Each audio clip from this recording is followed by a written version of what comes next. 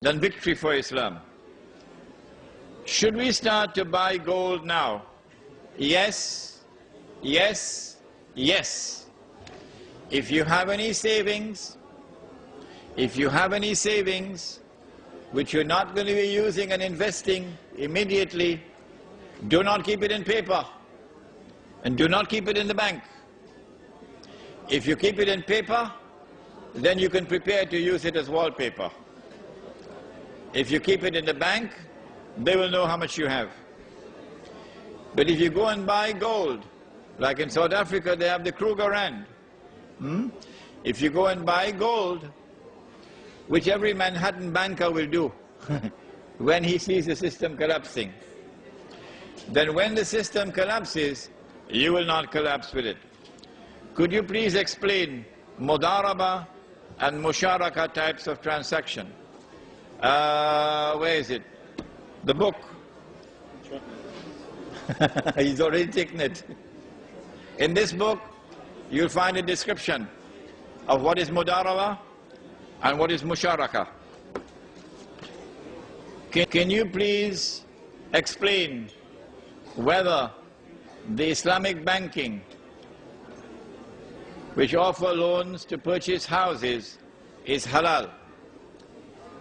What the Islamic bank does is to lend you money on interest to buy your house, but it is disguising it as a sale.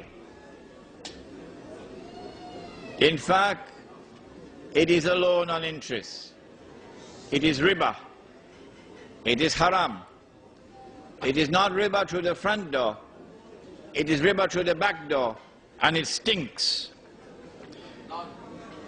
Are there any countries in the Islamic land that could possibly be self-sufficient, at least temporarily? What is the strength of the international monetary system is directly related to the extent of a country's involvement in the system. Couldn't the Muslim countries use their resources to disengage from the international monetary system? For example, to sell your oil for gold. This is a beautiful idea, beautiful idea. But would the government of Saudi Arabia demand gold for the oil? No, the Marines will land. And the Saudi government will be gone, it will be history. You're a client state. There's only one country in the Muslim world today, only one, which seems to have understood that this international monetary system is fraudulent. Only one leader, and he is Dr. Mahathir of Malaysia. It is curious that two of us have been lecturing on this subject in Malaysia for the last few years. Umar Vadilio of the Murabitun and your brother Imran. And it seems as though our lectures, because the special branch are always there, to listen to our lectures, that our lectures have reached the ears of Dr. Mahathir. And so now he's seeking to introduce the Islamic dinar, the gold coin.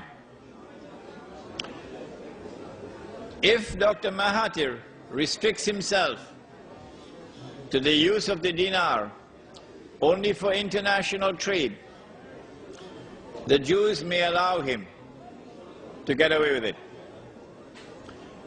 because it will only be trade between a restricted number of countries and will not affect international trade really. But if Dr. Mahathir makes an effort to introduce gold and silver coins in the market as legal tender, I think they'll kill him. Where does inflation fit into all of this?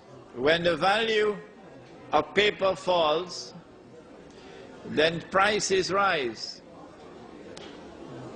The rise in prices is called inflation. But the rise in prices does not occur for any other reason than the falling value of paper. When once we remove paper money and we replace it with sunnah money, which has intrinsic value,